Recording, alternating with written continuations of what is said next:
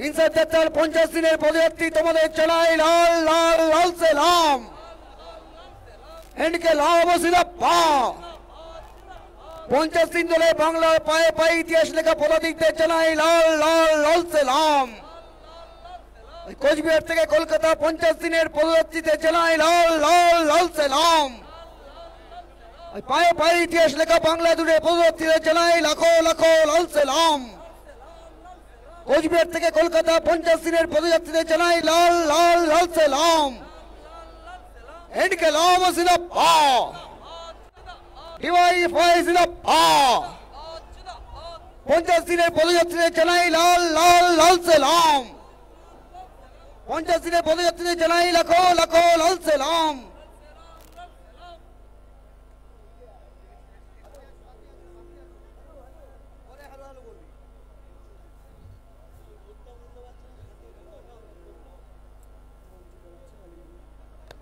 কোচবিহার থেকে কলকাতা পায়ে পায়ে ইতিহাস লেখা পদযাত্রীদের জানাই লাখো লাখো লাল সালাম। পায়ে পায়ে কোচবিহার থেকে কলকাতা 50 দিন ধরে পার করা পদযাত্রীদের জানাই লাখো লাখো লাল সালাম। ইনসাফের দাবিতে পায়ে পায়ে 50 দিন ধরে পথ চলা পদযাত্রীদের জানাই লাখো লাখো লাল সালাম।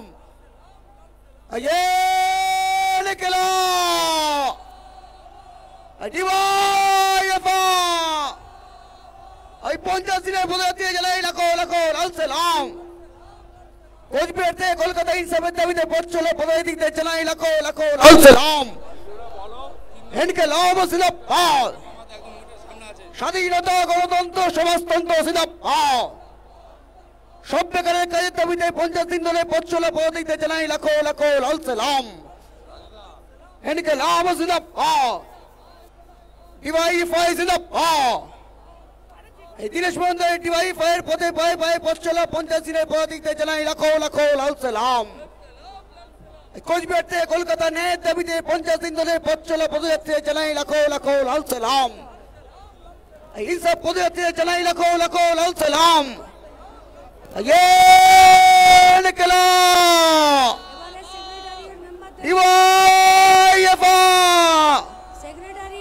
এটা শুনিয়ে স্লোগান দিতে হবে তো সবাইকে, এটা শুনিয়ে সবাই মিলে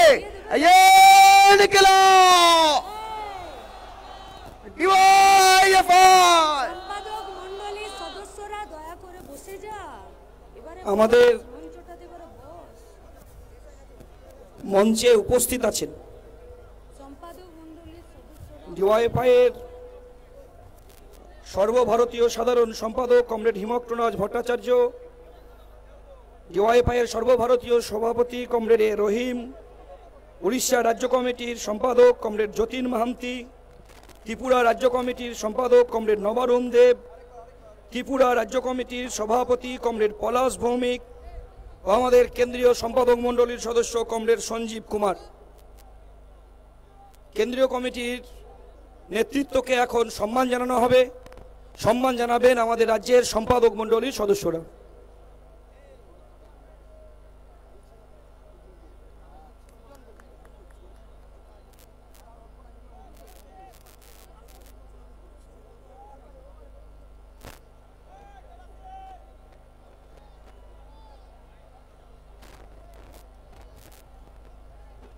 কমরেড, আমাদের এই 50 দিনের যাত্রাপথে এখন এসএফআই এর নেতৃত্ব কমরেড সৃজন ভট্টাচার্য আমাদের রাজ্যের সম্পাদক, আমাদের রাজ্যের এসএফআই এর সভাপতি প্রতিকুর রহমান, সর্বভারতীয় সাধারণ সম্পাদক কমরেড ময়ূক বিশ্বাস, আমাদের সম্পাদক মণ্ডলীর সদস্য এসএফআই এর কেন্দ্রীয় কমিটির কমরেড দীপশিতা ধর, তাদেরকে সম্মান জানানো হবে। সম্মান জানাবেন আমাদের সম্পাদক মণ্ডলীর সদস্যরা। কমরেড, এই 50 দিনের যাত্রাপথে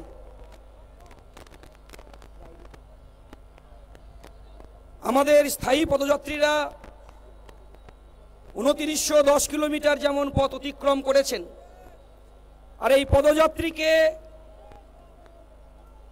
গোটা রাজ্যের সাধারণ মানুষ, ছাত্র, যুব, মহিলা, কৃষক, শ্রমিক খেটে খাওয়া মানুষ, সব অংশের মানুষ, সরকারি কর্মচারী থেকে শুরু করে উকিল, ডাক্তার, সকলে আমাদের সাহায্য সহযোগিতার মধ্য দিয়ে আমরা এই পদযাত্রায় রাস্তায় হেঁটেছি। সকলকে আমরা অভিনন্দন জানাচ্ছি। প্রাক্তনীরা আমাদেরকে সাহায্য সহযোগিতার হাত বাড়িয়ে দিয়েছেন। আর এই ইনসাফ যাত্রা চলতে চলতে যে টুকরো টুকরো ছোট্ট ছোট্ট এই বাংলার অভিজ্ঞতা, এই অভিজ্ঞতাগুলোকে আমরা একটা জায়গায় করে ইনসাফ ডায়েরি একটি বই আমরা আজকে উদ্বোধন হবে। বইটি আমাদের স্টলে পাওয়া যাচ্ছে। এই অনুষ্ঠানটা পরিচালনা করবেন ইনসাফের ডায়েরি আমাদের যুব শক্তি পত্রিকার রাজ্যের সম্পাদক কমরেড কলতান দাশগুপ্ত।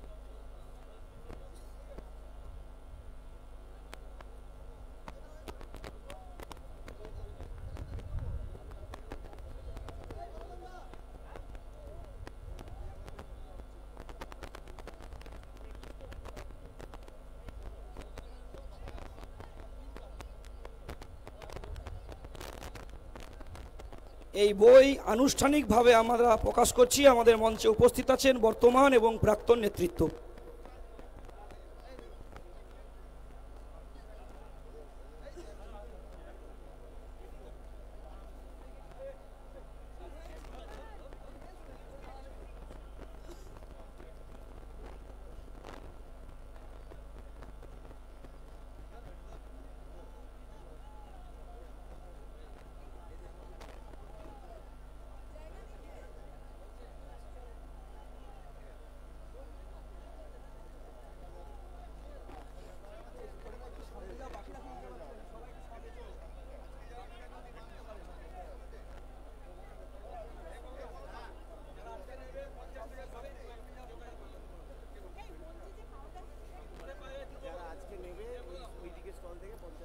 যারা এই বইটি আজকে সংগ্রহ করতে চান, এই বইটির মূল্য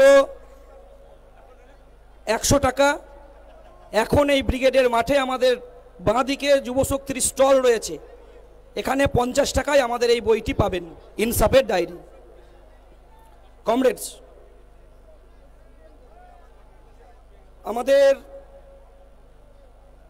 এই সমাবেশে উপস্থিত আছেন আমাদের এই সমাবেশের প্রধান বক্তা কমরেড মোহাম্মদ সেলিম, কমরেড আভাস রায়চৌধুরী, সর্বভারতীয় নেতৃত্ব, প্রাক্তনীরা, গণ আন্দোলনের নেতৃত্ব সহ এই ব্রিগেডের মাঠে গোটা বাংলার যে লড়াকু সৈনিকরা উপস্থিত হয়েছেন, সকলকে ডিওয়াইএফআই পশ্চিমবঙ্গ রাজ্য কমিটির পক্ষ থেকে রক্তিম অভিনন্দন এবং লাল সালাম জানাচ্ছি এই মাঠকে উপচে দেবার জন্য।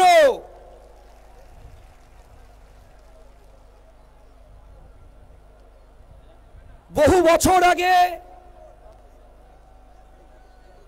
সুকান্ত ভট্টাচার্য একটা কবিতা লিখে গিয়েছিলেন, আমার প্রিয়াকে মেরেছিস তোরা, ভেঙেছিস ঘর বাড়ি, সে কথা কি আমি জীবনে মরণে কখনো ভুলিতে পারি। আদিম হিংস্র মানবিকতার আমি যদি কেউ হই, স্বজন হারানো এ মহাশ্মশানে চিতা আমি তুলবই।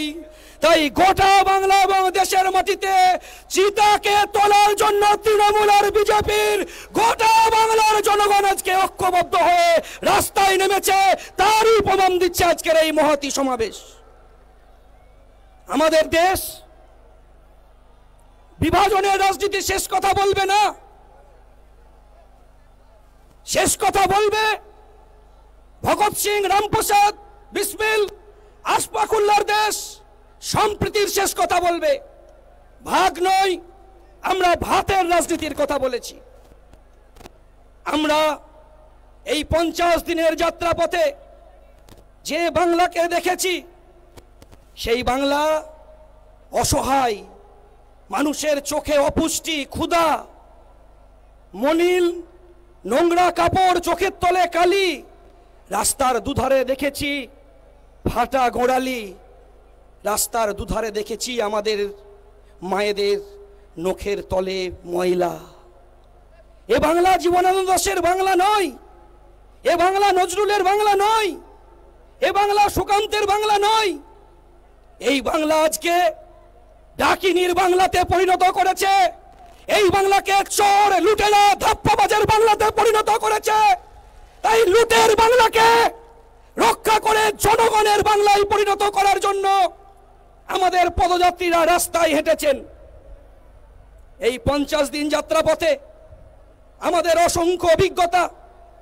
এই বাংলার মাটিতে আমরা তখন দার্জিলিং এর চা বাগান দিয়ে আসছি, আমার চা বাগানের মা শ্রমিকরা বলছে, আমার বাচ্চাদেরকে দেখো চিড়িয়াখানার মতন একটা ঘরের মধ্যে ভরে রেখেছি।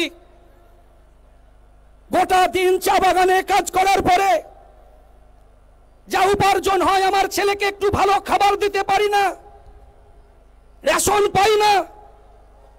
আমি ঘরের থেকে আবাস যোজনার ঘর পাইনি, আমার জমির অধিকার নেই। আমি চা বাগানের শ্রমিক, আমি আমার ছেলেটাকে বুকের দুধটুকু খাওয়ানোর অধিকার আমার নেই। ওই খাঁচার মধ্যে আমার ছেলেটা আছে। অথচ এই একই ভারতবর্ষের বুকে কিছু মানুষ আছে, কয়েক লক্ষ টাকা দামের চা খান সকালবেলায় উঠে, অথচ চা বাগানের শ্রমিক তার ছেলেকে তার বুকের দুধটুকু খাওয়াতে পারছে না। ইনসাফ চেয়েছেন এই ইনসাফ যাত্রার মিছিলে এসে।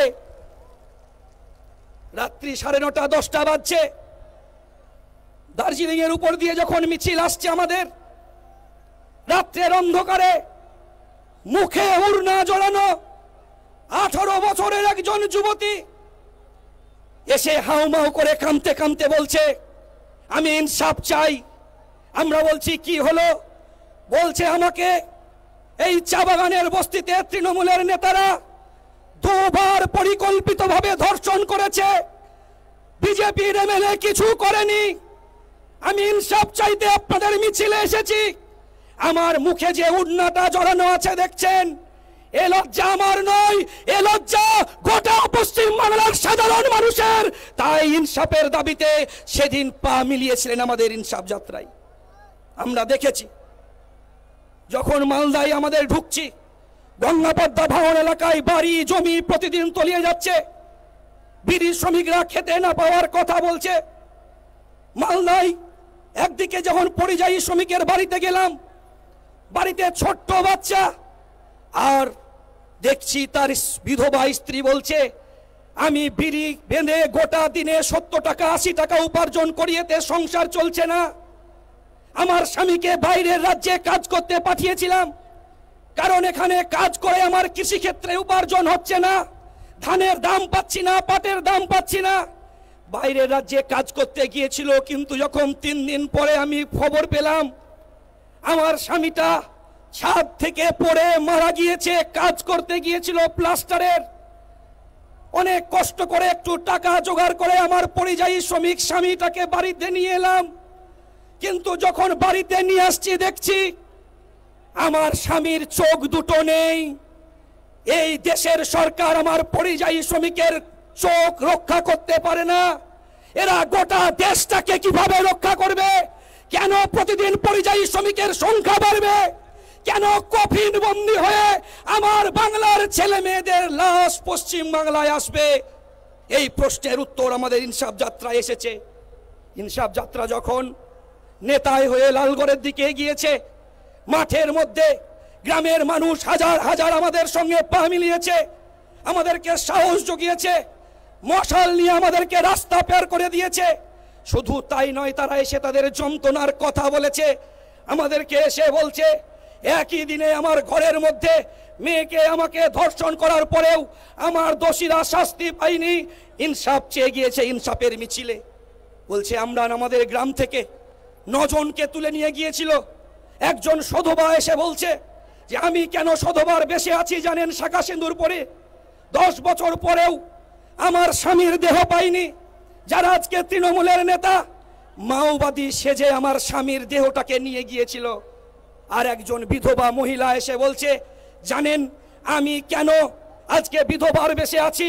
তার কারণ আমি আমার স্বামীর লাশটা পাইনি ঠিকই, কিন্তু রাস্তার ধারে একটা কঙ্কাল ছিল। সেই কঙ্কালে অপারেশনের সময় আমার স্বামীর শরীরে একটা লোহার টুকরো ছিল। সেই লোহার টুকরো দেখে আমি চিহ্নিত করেছি এটা আমার স্বামীর দেহ। আজ বাংলার মাটিতে আমার মাদেরকে বোনেরদেরকে কঙ্কাল দেখে চিহ্নিত করতে হচ্ছে এটা আমার স্বামীর দেহ। তাই পরিস্থিতির পরিবর্তনের জন্যই আমরা রাস্তায় হেঁটেছি। আমাদেরকে প্রাক্তনীরা দায়িত্ব দিয়ে গিয়েছেন। আমরা সেই কান্না ঝান্ডাকে ঊর্ধ্বে তুলে ধরার জন্য কানটাকে আরো শক্ত করছি। আমরা এই কাঁধে শহীদ মইদুল, আনিস, সুদীপ্তর লাশ বয়েছি। আমরা ওদের লাশের কসমকে বলেছি এই দোষীরা যতক্ষণ না শাস্তি পাবে ইনসাফের লড়াই চলবে। তাই তো আজকে সালকু সোরেনের মারা, আনিসের মারা বাবারা আজকে এসে দাঁড়িয়েছেন আমাদের পাশে। লড়াইকে আরো এগিয়ে নিয়ে যেতে হবে। এই লড়াইকে আরো প্রশস্ত করার লড়াইয়ে আমরা বলেছি সাধারণ মানুষকে ঐক্যবদ্ধ হতে হবে। ইনসাফ যাত্রা যখন শুরু করি এক অংশের মিডিয়া দেখায়নি, কিন্তু কয়েকজন মিডিয়া যাদের গাল টিপলে দুধের গন্ধ বেরোবে তারা বলছে ইনসাফ যাত্রা নাকি ওদের ভাইপোর যাত্রাকে দেখে শুরু করেছি। আরে ডিওয়াইএফআই যখন জন্ম হয় তখন ভাইপোর জন্ম হয়নি।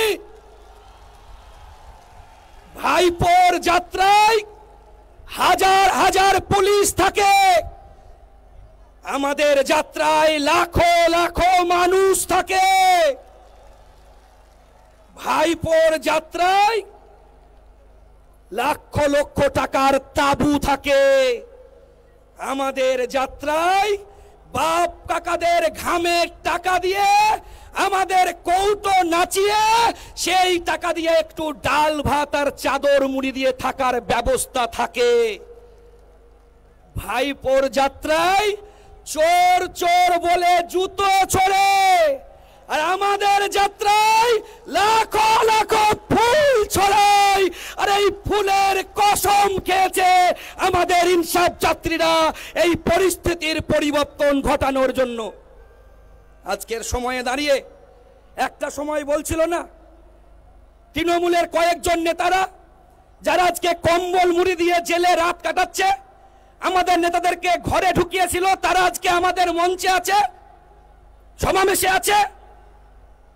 যারা বলেছিল পিঠের চামড়া তুলে দিয়ে পায়ের জুতো বানাবে, সময় আর বেশি দিন নেই।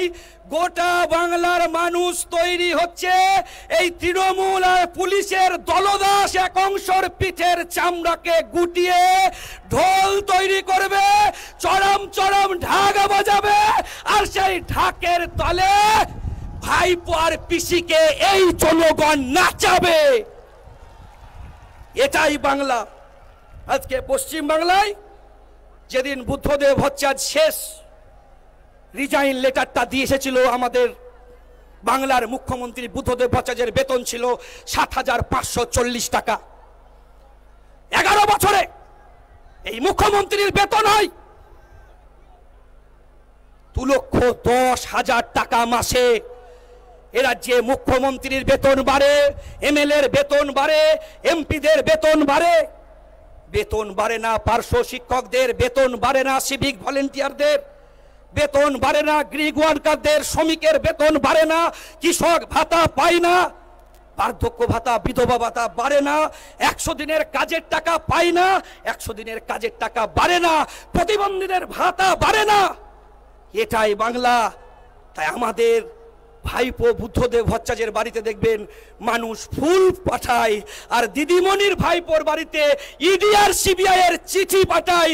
এটাই হচ্ছে ওদের সঙ্গে আমাদের পার্থক্য।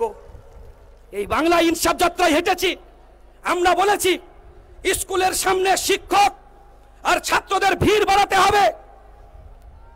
এই রাজ্যের দিদিমণি 21,000 মদের লাইসেন্স দিতে পারে, আর 8,300-র বেশি স্কুলে তালা বন্ধ করার নোটিশ দিতে পারে। আমরা ইনসাফ যাত্রায় বলেছি এই স্কুলের তালা খোলানোর দাবিতে গোটা রাজ্যের ছাত্র যুবতা যৌথভাবে লড়াই করবে। আমরা গোটা বাংলার মাটিতে বলেছি বুথে বুথে প্রতিরোধের বাহিনী তৈরি করতে হবে। আমরা বলেছি এই ব্রিগেড সমাবেশ এই ব্রিগেডের মাঠে নয়, প্রতিটি বুথে প্রতিটি পাড়ায় এই প্রতিরোধের ব্যারিকেড তৈরি করতে হবে, যে ব্যারিকেড আগামী দিনের বুথে বুথে লড়াইকে আরো প্রশস্ত করবে। সকলকে অভিনন্দন, লাল সালাম জানিয়ে আমার কথা শেষ করছি। এখন আপনাদের সামনে